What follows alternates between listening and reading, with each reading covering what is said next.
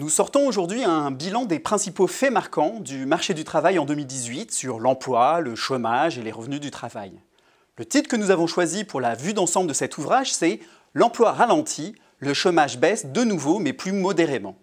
Ainsi, même si le marché du travail reste globalement bien orienté, 2018 est apparu en léger retrait pour l'emploi et le chômage, après une année 2017 qui était le meilleur millésime depuis 10 ans.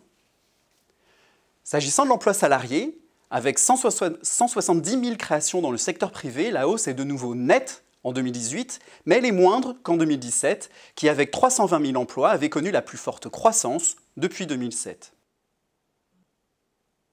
Le premier facteur qui explique les fluctuations de l'emploi, ce sont celles de l'activité, que l'on mesure par la croissance du produit intérieur brut. Or, la croissance s'est un peu infléchie en 2018. En outre, si les politiques abaissant le coût du travail ont continué d'enrichir la croissance en emploi, cet effet a été moindre que l'année précédente. L'emploi salarié privé reste le premier moteur du dynamisme de l'emploi total. L'emploi non salarié a augmenté modérément en 2018. En revanche, l'emploi public s'est un peu replié.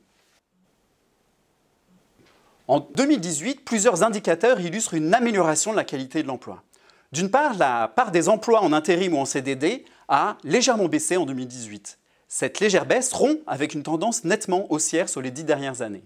De même, la part de temps partiel dans l'emploi salarié, ainsi que celle de sous-emploi, ont diminué en 2018. En moyenne sur l'année, le taux de chômage a atteint 9,1% des actifs en 2018. C'est 0,3 points de moins qu'en 2017, 1,3 points de moins que son précédent pic de 2015. Le taux de chômage retrouve ainsi son plus bas niveau depuis 2009.